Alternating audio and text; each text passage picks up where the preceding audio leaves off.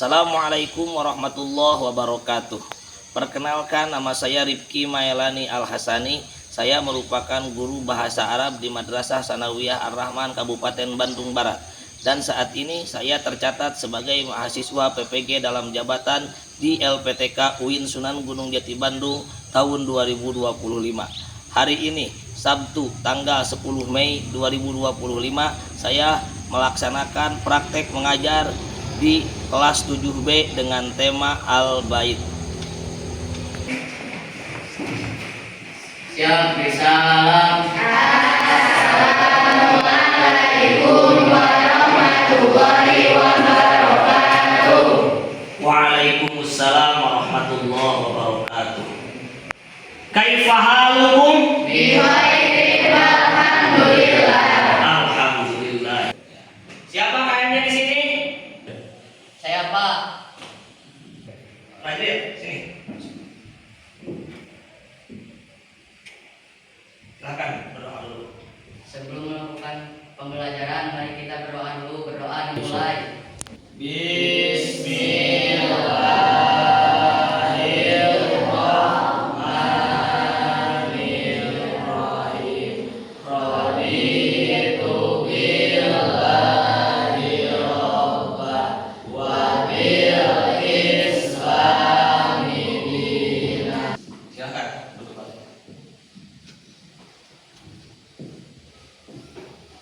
Baik, sebelum kita memulai pembelajaran, Bapak ingin mengabsen terlebih dahulu. Ya. Aisyah, Aini, Bella, Damar, Kesya. Siapa yang masih ingat minggu kemarin kita belajar tentang apa? Saya Pak. Apa? Al-Unwanu. Apa? Alamat. Alamat, betul. Ya, betul. Kemarin kita mempelajari satu pembelajaran dengan tema Al-Unwanu. Al-Unwanu itu kemarin itu apa? Alamat. Seperti misalnya kita bertanya, ma unwanuka, di mana alamatmu? Maka kita belajar kemarin menjawab unwani Pisari Sudirman Rokem Asita. Rumahku di Jalan Sudirman, nomor berapa? Nomor 6. Ya, sekarang pertemuan kali ini kita akan berbicara sebuah topik dengan judul Al-Baitu. Coba apa sebut bersama? Al-Baitu. Al-Baitu.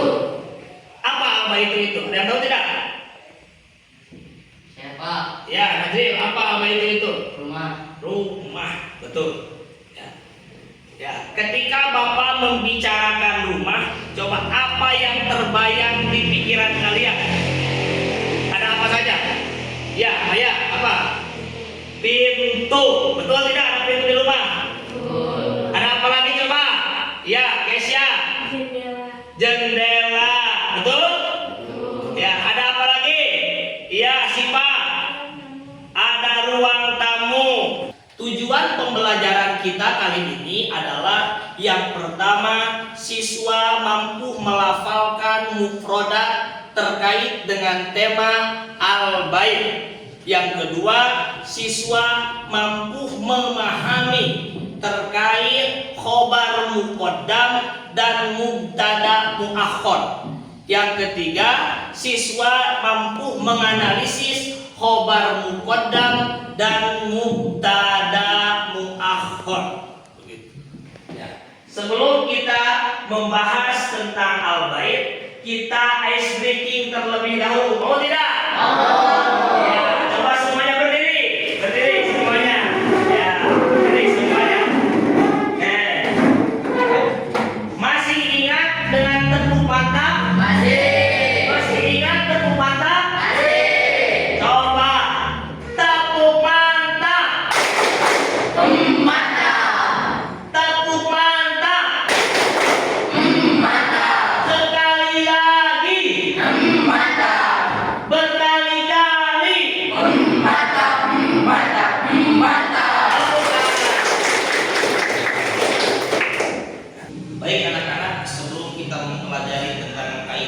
khobar muqaddam mubtada muakhar, alangkah lebih baiknya kita mengenal mufrodat terkait dengan tema al-bait. Sekarang Bapak akan tampilkan beberapa mufrodat melalui slide PowerPoint. Al-mufrodatu. Ya. Baitun. Baitun. Apa coba baitun itu? Rumah. Nafidatun. Nafidatun.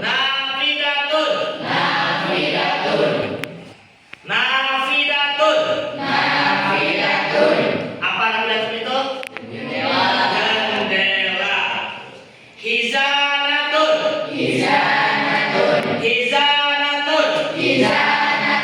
Apa hizanatun itu? Lemari.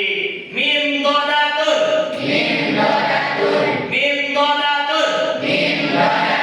Apa mindodatun itu? Meja. Kursiun. Apa kursiun itu? Kursi. Miftahun. Apa miftahun itu? Kunci. Ya, baik. Itulah penjelasan mengenai mufrodat. Ya, selanjutnya kita akan mempelajari tentang kaidah khobar muqaddam mubtada muakhar. Namun sebelum Bapak menjelaskan terkait kaidah khobar muqaddam mubtada muakhar, kita simak dulu video berikut ini.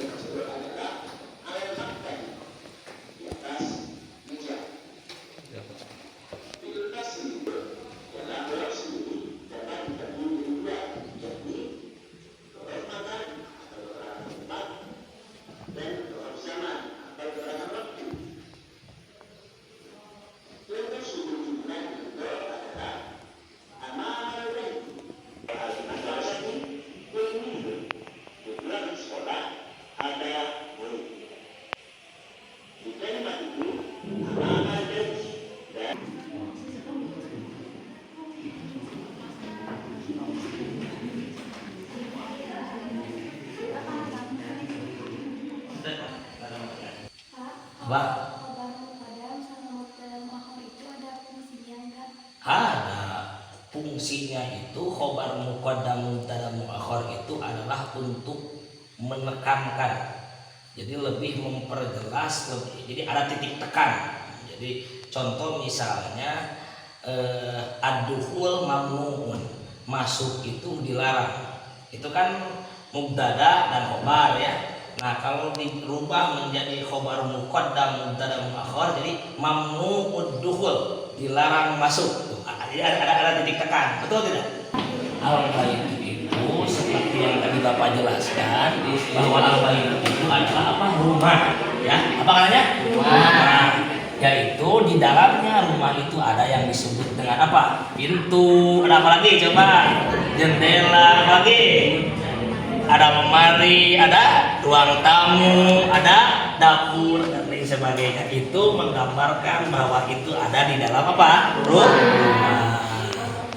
Oke, setelah kita menyaksikan video pembelajaran terkait khabar muqaddam mubtada muakhar, Bapak ingin sedikit menjelaskan kepada kalian bahwa kita masih ingat di semester 1 kita belajar tentang mubtada khobar. Contohnya seperti pada lafaz al wisadatu fi ghurfatin naum atau al baitu amamal madrasati. Nah, di semester 2 ini kita belajar tentang khobar muqaddam, mubtada muakhar, khobar yang didahulukan dan mubtada yang diakhirkan. Contohnya seperti fi ghurfatin naumi wisadatun, atau seperti amamal madrasati baitun. Mana yang menjadi contoh? Fi ghurfatin naumi itu khobar muqaddam, wisadatun menjadi mubtada muakhar. Mana yang menjadi contoh di contoh kedua? Amamal madrasati itu menjadi khobar muqaddam dan baitun menjadi mubtada muakhar. Itu bisa terjadi karena dua. Yang pertama yaitu karena sibul jumlah. Yang pertama, sibul jumlah itu adalah jar majrur, yang kedua adalah dhorob.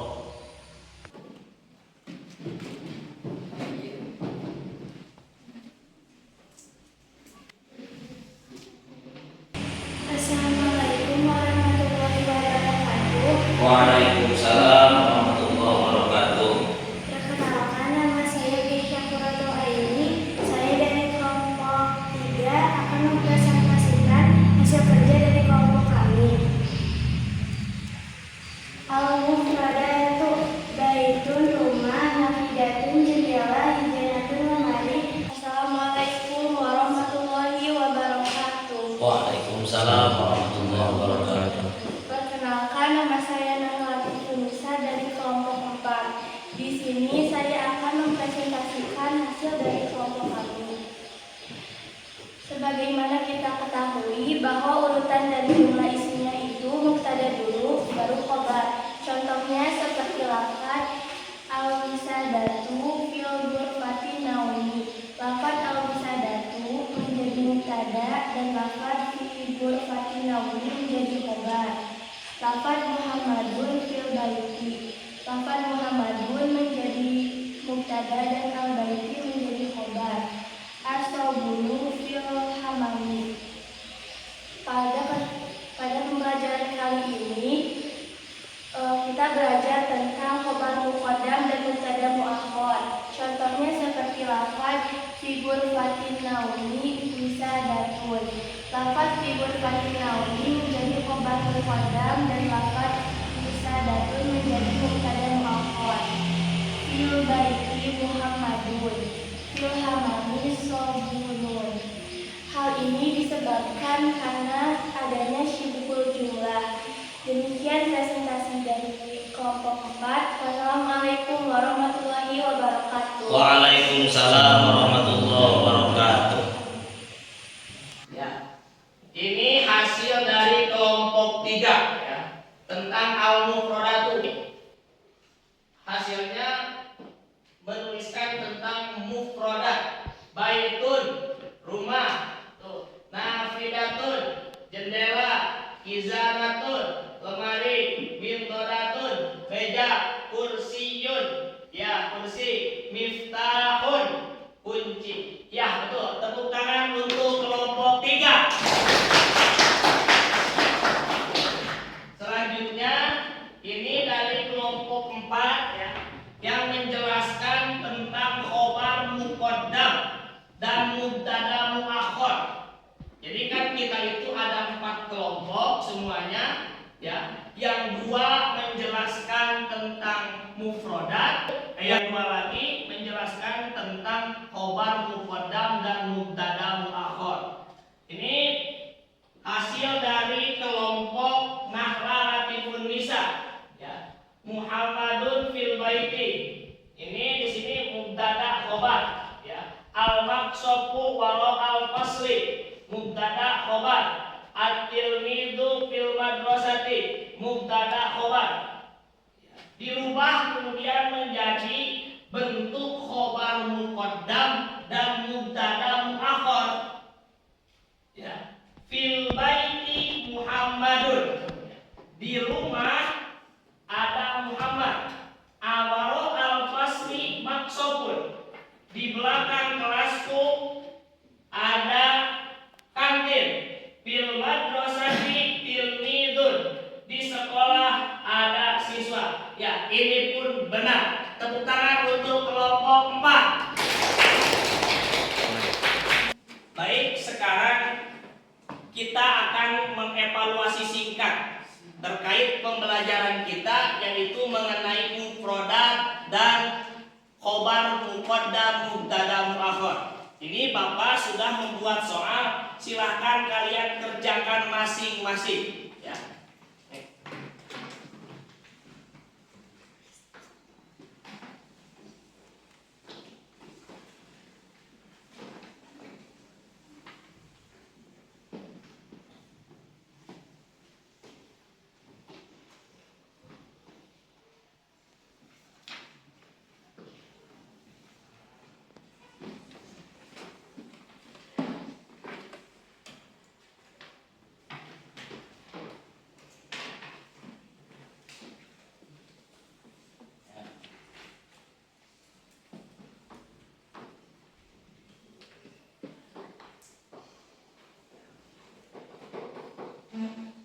Silakan kalian kerjakan masing-masing.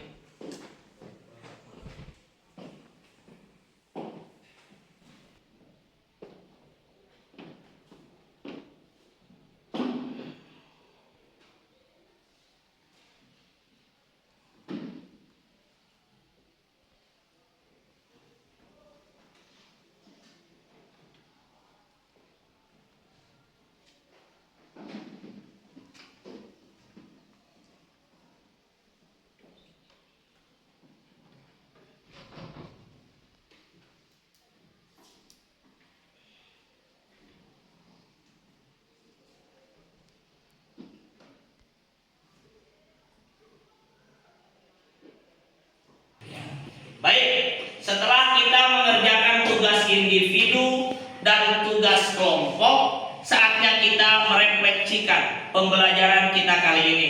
Bapak mau bertanya, apakah kalian sudah paham?